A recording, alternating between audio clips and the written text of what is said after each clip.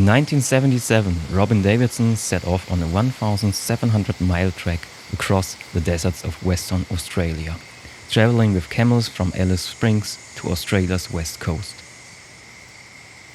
The photographer Rick Smolan documented her journey.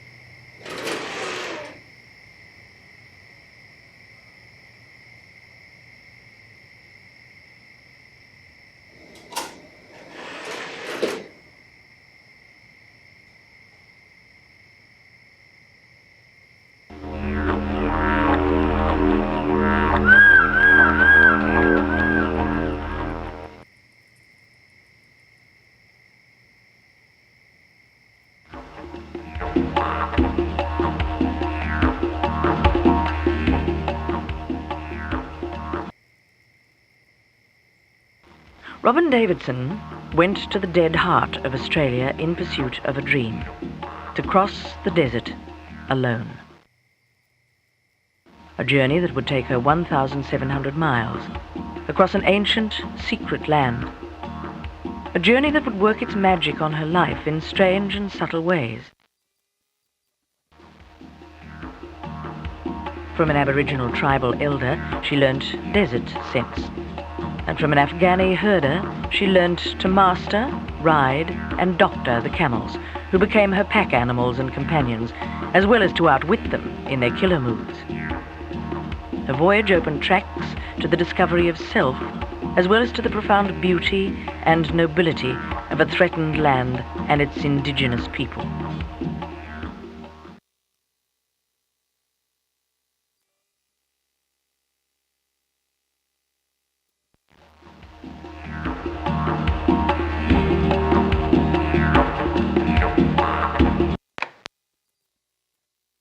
When Robyn Davidson did her trip, it was an assignment for National Geographic. At least that's the way the world perceived it.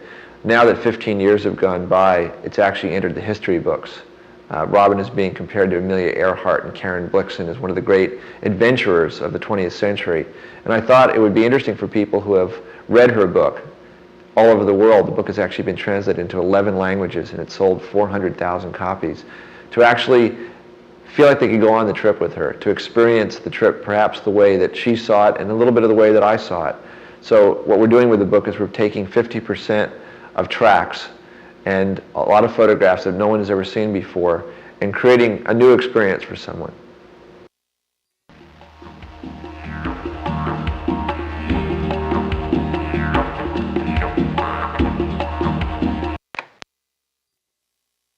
I was born on a cattle station in Queensland in 1950, and I attended a small country town school before going to boarding school in Brisbane.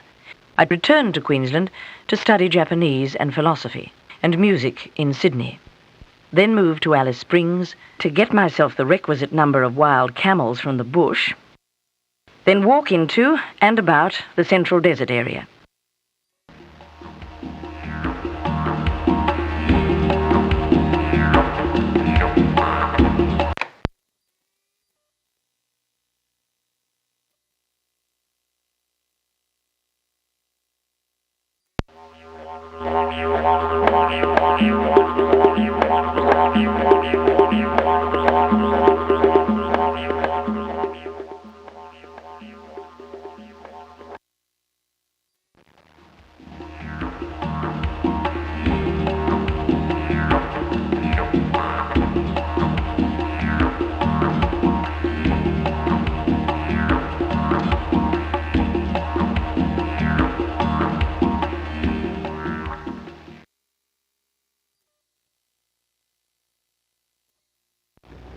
I arrived in the Alice at 5 a.m. with a dog, $6, and a small suitcase full of inappropriate clothes.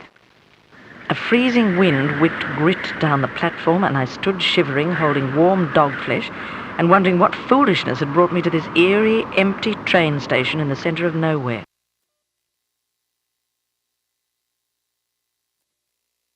There are some moments in life that are like pivots around which your existence turns. When you think you're on the right track, I watched a pale dawn streak the cliffs with day-glow and realized this was one of them.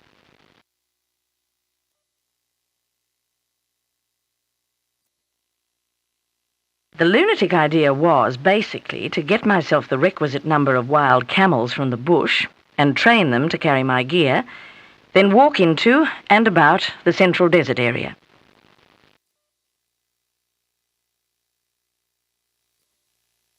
I experienced that sinking feeling you get when you know you've conned yourself into doing something difficult and there's no going back.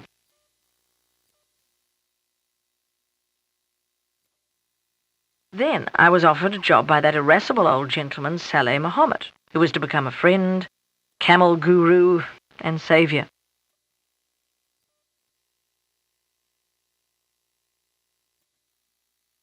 The most important things Saleh taught me were how to use ropes to tie up a camel, how to carve and whittle nose pegs from whitewood or mulga, how to splice, how to fix saddles. In fact, all the myriad little bits of knowledge that would play such an important part in my survival out bush.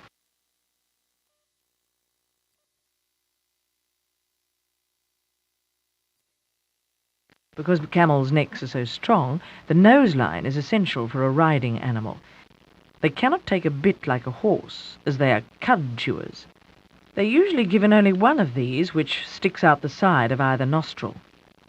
To it is attached a piece of string strong enough to cause pain when it's jerked, but not so strong that it will not snap long before the pig is pulled through the flesh.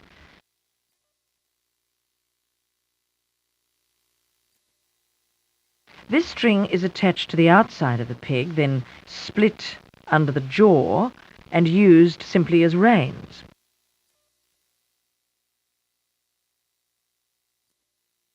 While I was sitting at Basso's, a young man, a photographer, arrived with a friend of mine. He took a few photos of us and the camels. He was a nice enough boy. One of those amoral, immature photojournalists who hop from trouble spot to trouble spot on the globe without ever having time to see where they are or be affected by it. He talked me into writing to National Geographic for sponsorship. The very beginning of Robyn's trip was, I guess, very emotional, probably for different reasons for her and me. Obviously, she had spent 2 years preparing for this, and I think she found it hard to believe the day had finally come, that she'd gotten the funding, that she'd learned enough, and she felt confident enough to set off into the outback. And for me, it was a dream come true. I'd always wanted to work for National Geographic. I was scared. I was afraid I'd blow it. There was a lot of pressure. I didn't know exactly what they wanted, and it was a little open-ended.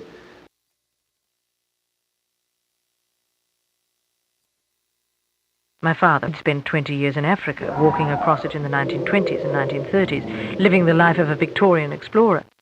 He could now refer to me as a chip off the old block.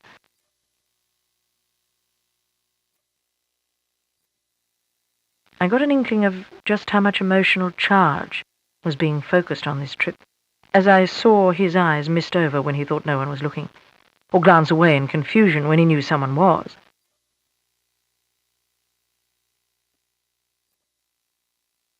We all woke up with tight, forced smiles, which soon enough disintegrated into covert, then overt weeping.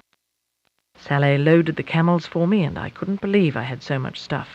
I could feel anxiety and excitement bulging the back of my eyeballs.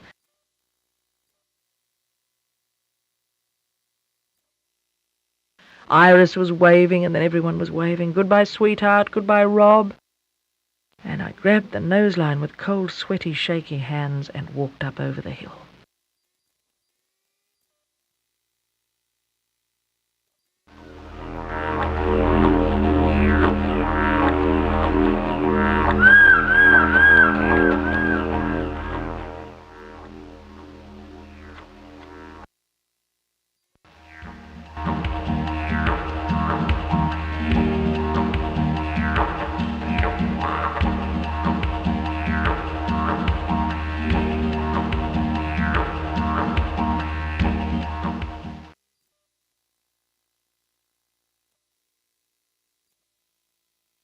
It was done.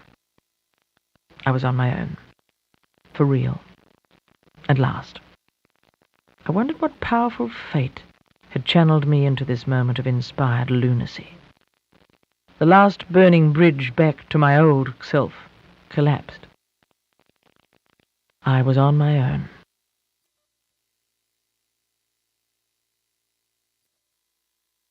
The process of unloading had been infinitely easier than putting the stuff on. It only took an hour. Then there was wood to be gathered, a fire and lamp to be lit, camels to be checked on, cooking utensils, food and cassette player to be got out, diggity to be fed, camels to be checked on, food to be cooked and camels to be checked on.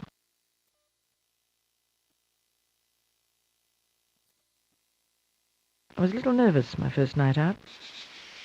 Not because I was frightened of the dark, but because I wondered if I'd ever see the camels again. I hobbled them out at dusk, unclogged their bells and tied little Goliath to a tree. Would it work?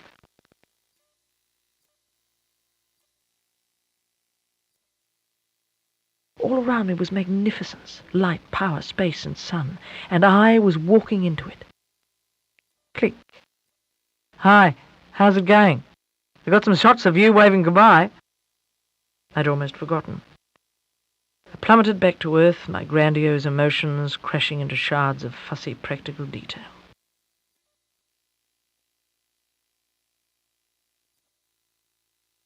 Rick took hundreds of photos. The camera seemed omnipresent. I began right then and there to split into two over Rick. On the one hand, I saw him as a blood-sucking little creep. On the other hand, I was confronted with a very warm, gentle human being who genuinely wanted to help me and who cared.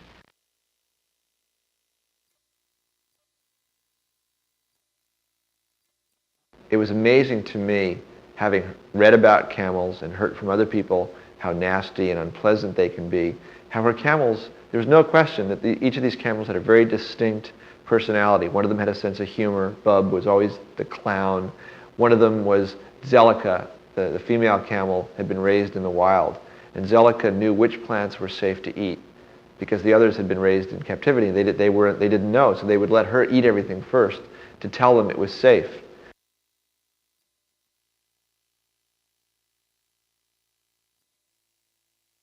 The tourists were beginning to drive me crazy. In over-rigged vehicles, they'd come in droves to see Australia's natural wonder. They had two-way radios, winches, funny hats with corks on them, stubbies, beer bottles, and they had cameras. I sometimes think tourists take cameras with them because they feel guilty about being on holiday and feel they should be doing something useful with their time.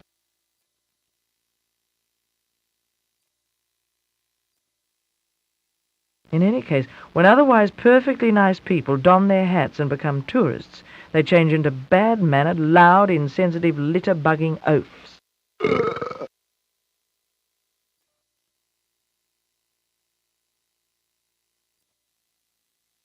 It got so that I was stopped every half hour, and by 3 in the afternoon, the dangerous hour for me, a time when my senses of humour and perspective fail me badly, a time when I cannot even be nice to myself, let alone these fools who would pile out, block my path, frighten the camels, hold me up, ask stupid, boring questions. By 3 in the afternoon, I'd begin to get mean.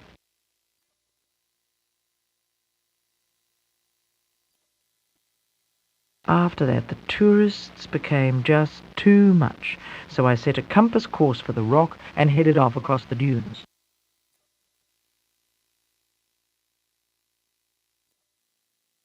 And then I saw the thing. I was thunderstruck. I couldn't believe that blue form was real. It floated and mesmerized and shimmered and looked too big. It was indescribable. I held my breath until I could see it again. The indecipherable power of that rock had my heart racing. I hadn't expected anything quite so weirdly, primevally beautiful.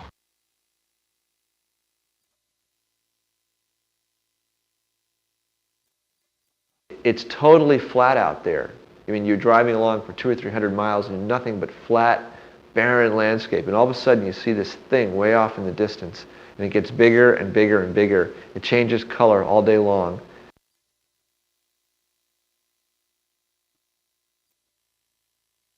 There were very few of the Pitjantjatjara mob left here.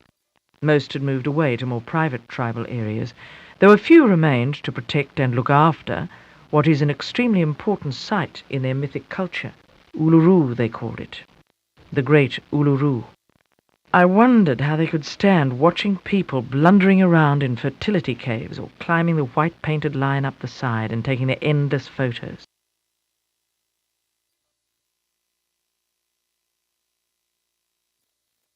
And when you get to the top of the rock, off in the distance, about 20 miles away, is this breathtaking view of the Olgas, another little mountain range.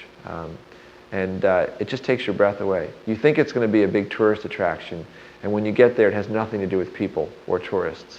It's just stunning. You feel like you're in the presence of something that's alive, like it's a heart, like you're standing on top of this huge heart of the desert.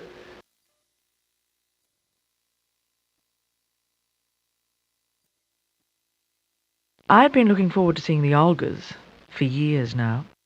They were the sisters to Ayers Rock, and they looked like great red loaves of bread that some giant had dropped out of the sky. From the rock, they were a cluster of lavender pebbles along the horizon. I wanted to spend a few days there, away from the tourists, wandering, exploring, and just enjoying the lack of pressure.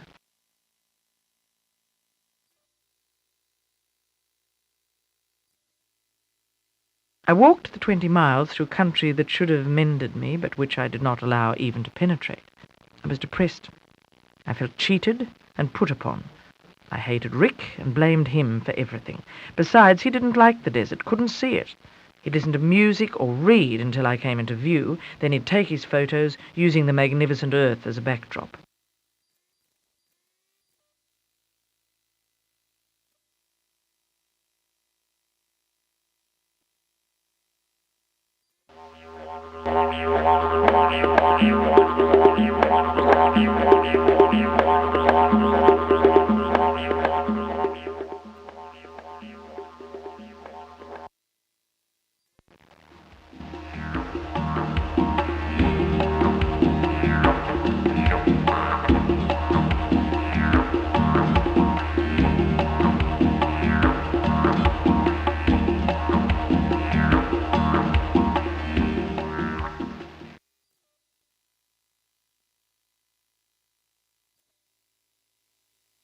Then the rain came. Great, angry, thundering clouds swarmed and bustled out of nowhere, and it hailed and poured a deluge.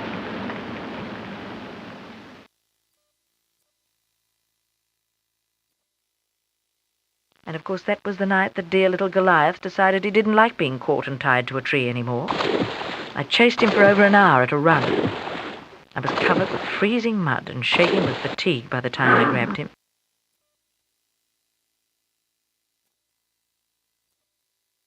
We were a day or two short of Docker when the first major disaster of the trip occurred.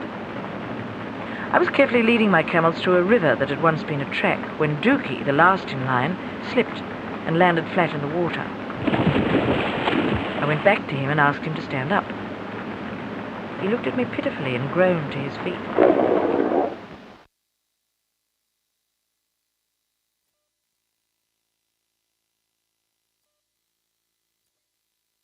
We camped that day in a deep, luminous, glassy green light. I had no idea what was wrong with the leg.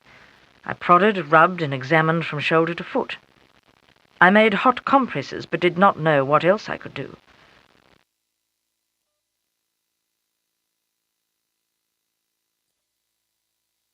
I cut him feed and brought it to him and massaged the shoulder again. Was it a broken bone, a torn ligament, or what?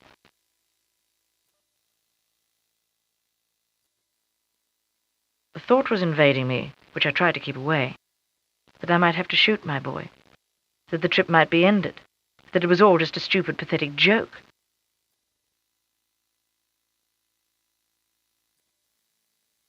We rested 2 days, then limped into Docker, where, as usual, there were hundreds of excited children to meet us. In the end, I waited there 6 weeks, not knowing whether the leg would heal or not. It wasn't a happy time.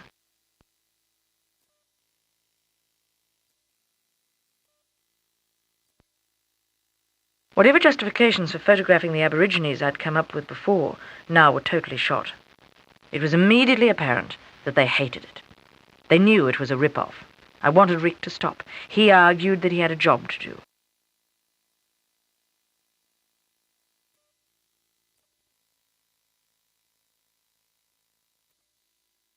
I was 20 miles out, tired and thirsty, when through the beer-hazed afternoon heat came striding 3 large, strong, male camels in full season. These animals could and would kill if given the opportunity.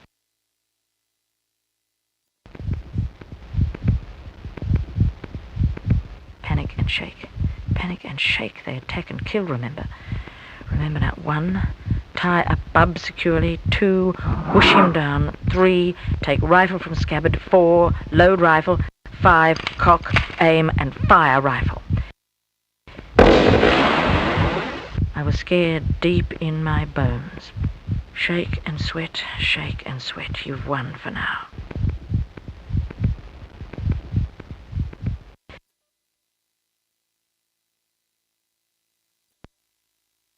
The country was dry. More sandhills than a stretch of gibberflat. Wide and dry and desolate, with 1 dead bird and 2 empty holes. Some string somewhere inside me was starting to unravel. An important string, the one that held down panic. I woke suddenly and tried to gather myself from a dream I couldn't remember. There was nothing but chaos and the voices. The strong one, the hating one, the powerful one was mocking me, laughing at me. Another voice was calm and warm. Third voice was screaming. And then over the last sandhill I was out of the dunes. I crouched on the rocks, weeping, feeling their substance with my hands.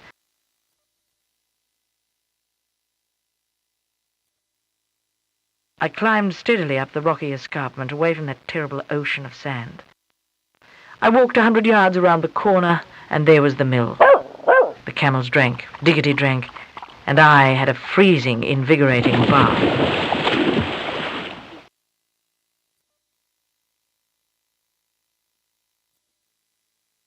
That night I was about to turn in when I heard cars purr in the distance.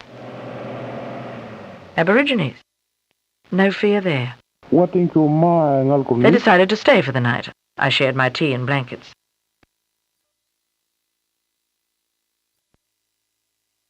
One I especially liked. A dwarfish man with dancing hands. They decided that one of them should accompany me to Pepalyachara. Mr. Eddie, he said, and pointed to himself. I pointed to myself and said, Robyn, which I suppose he thought meant rabbit. It seemed appropriate enough. And then we began to laugh.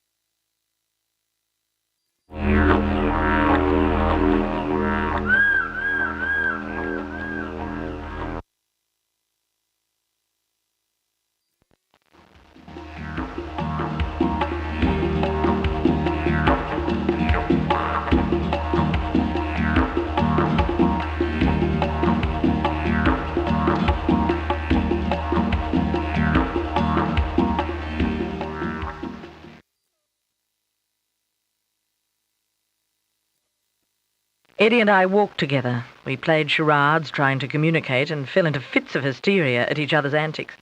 He was sheer pleasure to be with, exuding all those qualities typical of old Aboriginal people: strength, warmth, self-possession, wit.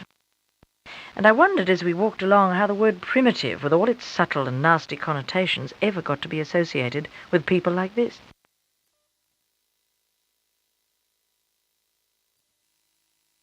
We stalked rabbits and missed, picked bush foods, and generally had a good time.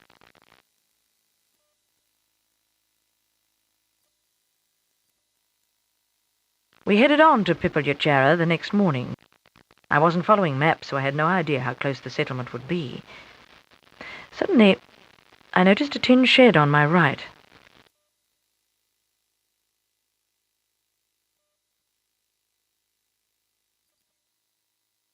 I'd always felt slightly uncomfortable about most children, but Aboriginal kids were different. They never whined, whinged, or demanded.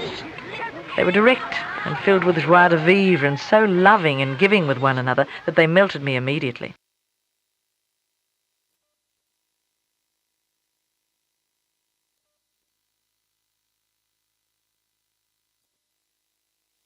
I tried out my pitch and jarrah.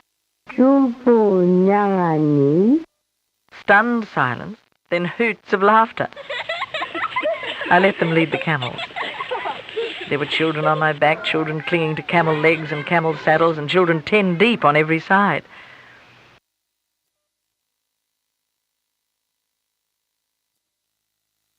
The camels had a very special attitude to them. They'd let them do anything, so I didn't have to worry about anyone getting hurt. Bub especially adored them.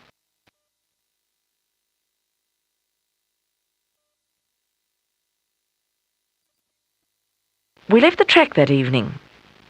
Eddie had decided to take me through his country. For a week we wandered through that land.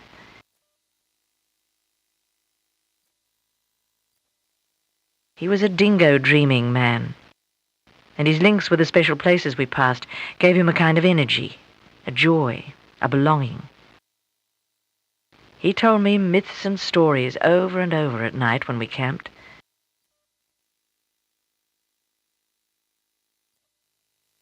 He knew every particle of that country as well as he knew his own body. He made me notice things I hadn't noticed before, noises, tracks, and I began to see how it all fitted together. I don't think I've ever felt so good in my entire life.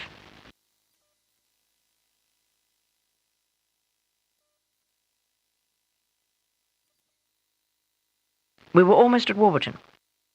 I was worried about seeing Richard. I knew Eddie would not understand why 1,001 photographs were really necessary. Knew he'd not like it.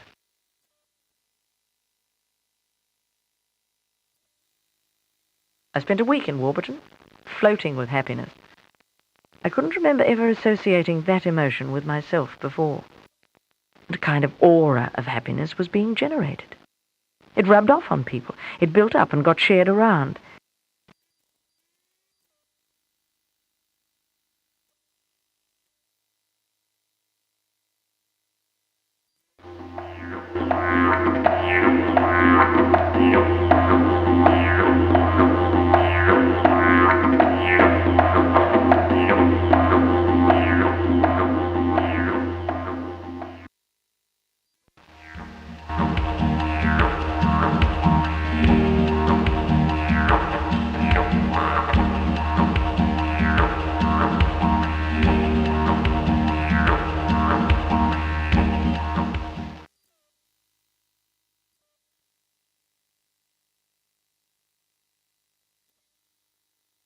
I left Warburton somewhere around July.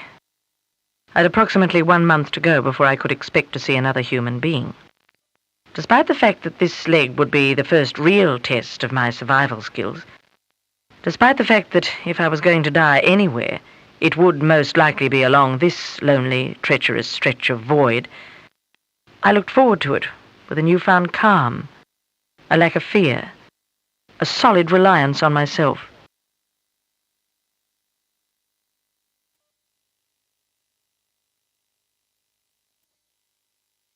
At dawn, I could see the gun barrel stretch away into the distance as far as the eye could see. And on either side of it, the endless, rolling spinifex plains, all delicate fronds of gold and pink, which would change as the sun rose to dull grey-green horror.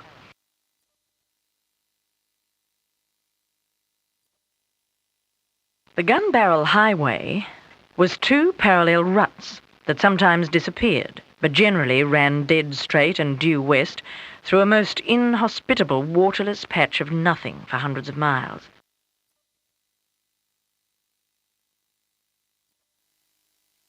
I arrived at Carnegie to find it abandoned and more desolate and depressing than I can describe.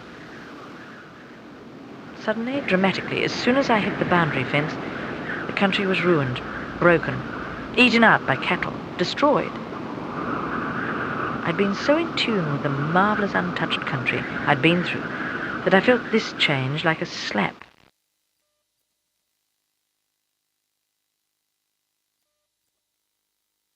I thought I'd come through the worst part, only to find the true desert, man's desert, beginning. I shouldn't be too hard on the graziers. They were suffering a 4-year drought, and many of their cattle had died.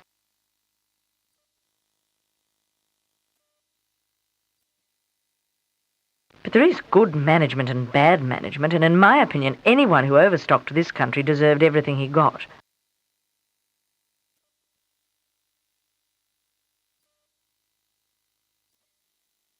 I decided to go due north to Glenale Station, then meet up with the Canning stock route, which I thought would be free of cattle and, better still, people. I'd heard dreadful stories about this stock route. It had been abandoned years ago because too many cattle and camels had perished along it. It went straight through one of the worst deserts in Australia.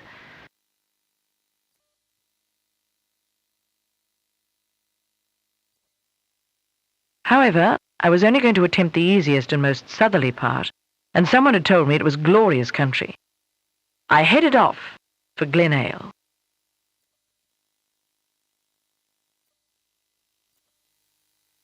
The Canning was to be the last stretch of non-station country I was to see, and I thought sadly as I saddled up that the heart of the journey was coming to a close. The first 2 days were dreadful. The earth was scorched and bare. Ugly grey dust covered everything.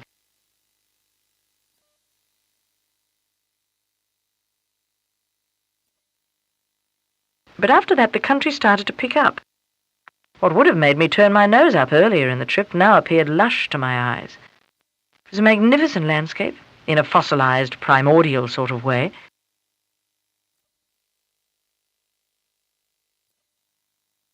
There was a haunting, hallucinatory quality about this place. I felt swelled by it, high as a kite.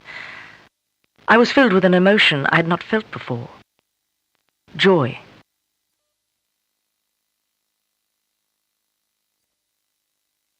And I thought I'd done it. I believed I'd generated a magic for myself that had nothing to do with coincidence.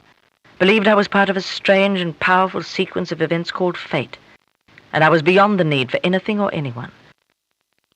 And that night I received the most profound and cruel lesson of all, that death is sudden and final and comes from nowhere.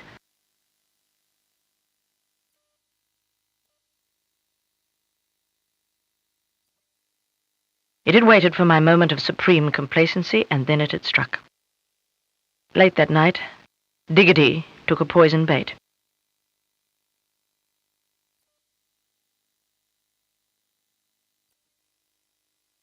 I spotted a vehicle coming, belting along with a train of red dust behind it stretching to the horizon. Thought it must be station people out to do their check on the boars.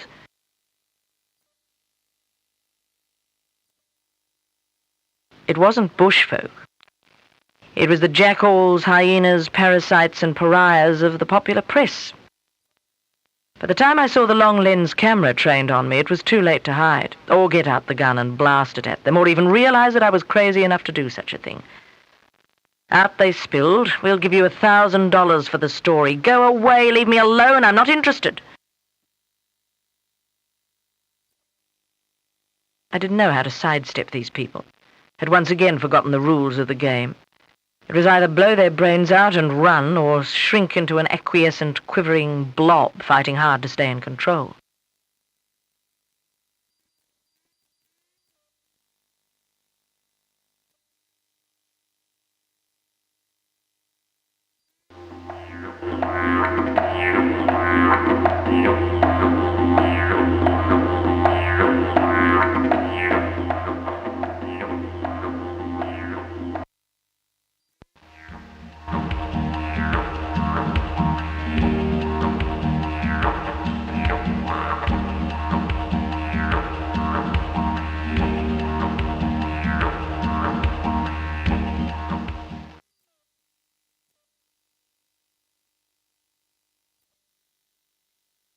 Rick had met a man in town, Peter Muir, an ex-dogger, brilliant tracker, and who turned out to be one of the finest, multi-talented bushmen I've ever met.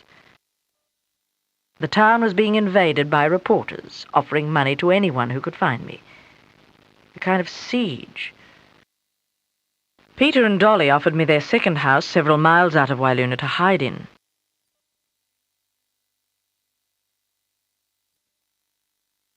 I was still nervous about reporters, so just to make sure they wouldn't hunt me down, we decided to send a fake telegram over the Stedman's two-way from me to Rick saying Zuleika, still ill, will be in Carnarvon mid-November. A dirty trick, but a good one.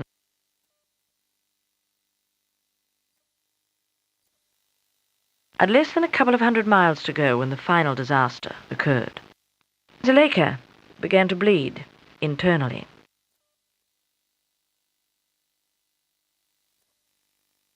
I made a tentative diagnosis of urinary tract infection and dosed her up with 40 of my pills a day. These I concealed in an orange. I also injected her with huge doses of terramycin and hoped for the best. I thought she was certainly going to die.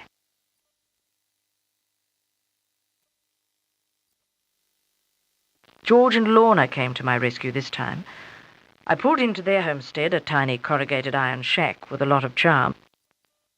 These two people astonished me. They had nothing. No electricity, no money, and the drought had hit them badly.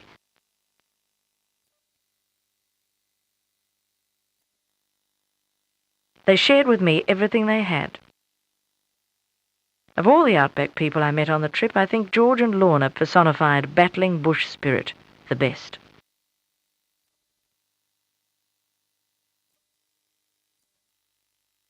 I saddled up and rode those last miles, filled with apprehension. I didn't want this trip to end. And now I could see the afternoon sun glinting on the Indian Ocean behind the last dune. And here I was, at the end of my trip, with everything just as fuzzy and unreal as the beginning.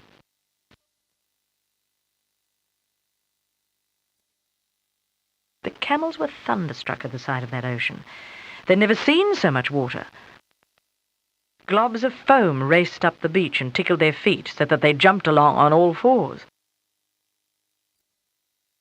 They'd stop, turn to stare at it, leap sideways, look at one another with their noses all pointed and ridiculous, then stare at it again, then leap forward again. Goliath went straight in for a swim. He'd not yet learnt what caution was.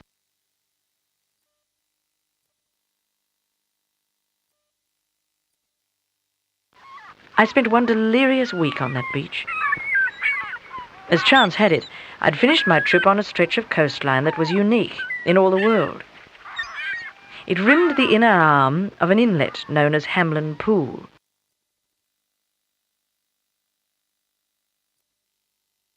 A seagrass sill blocked the entrance to the ocean so that the water inside this vast, relatively shallow pool was hypersaline.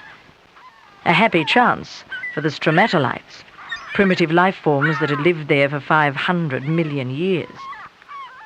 These strange primeval rocks rose up out of the water's edge like a bunch of petrified Lon Chaneys.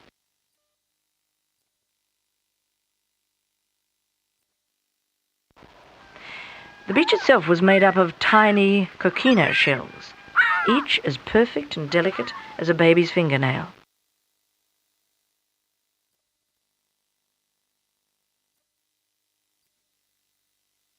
100 yards back from this loose shell was compacted shell, leached with lime until it formed a solid block that went down 40 feet or more, which the locals cut up with pit saws to build their homes.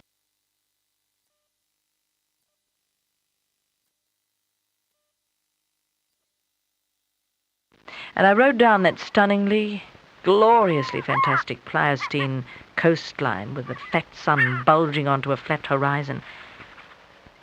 And all I could muster was a sense of it all having finished too abruptly.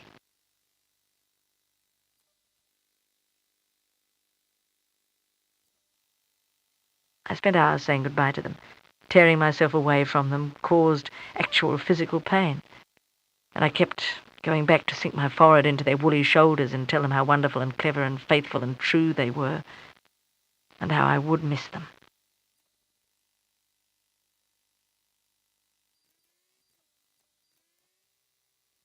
The trip was easy. It was no more dangerous than crossing the street or driving to the beach or eating peanuts. The two important things that I did learn were that you are as powerful and as strong as you allow yourself to be, and that the most difficult part of any endeavor is taking the first step, making the first decision. Camel trips, as I suspected all along, and as I was about to have confirmed, do not begin or end. They merely change form.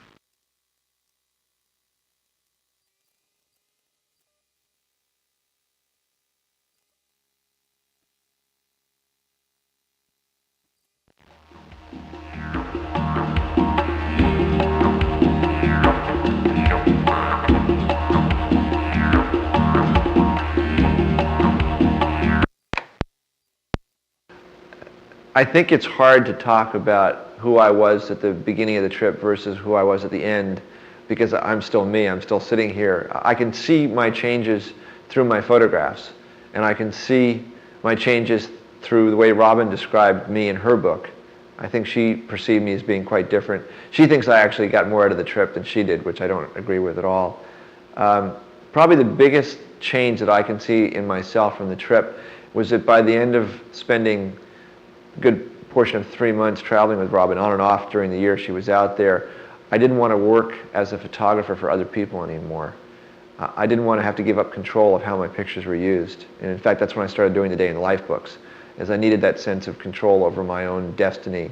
And I think I was probably there's no question I was very inspired by Robyn's taking her own life in her hands and wanting to do something like that for myself as well.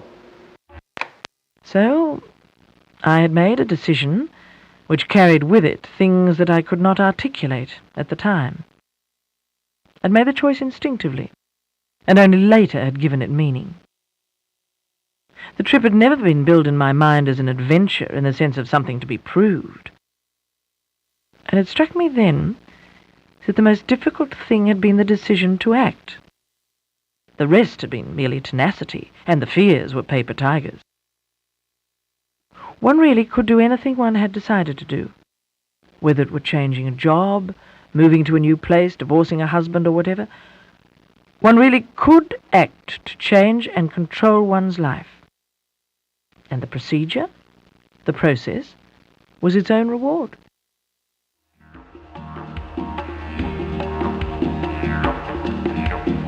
If this sparked your interest, consider buying the hardcover book. Getting a copy not only gives you a richer perspective, but also supports the creators behind these works. Thank you so much, and until next time.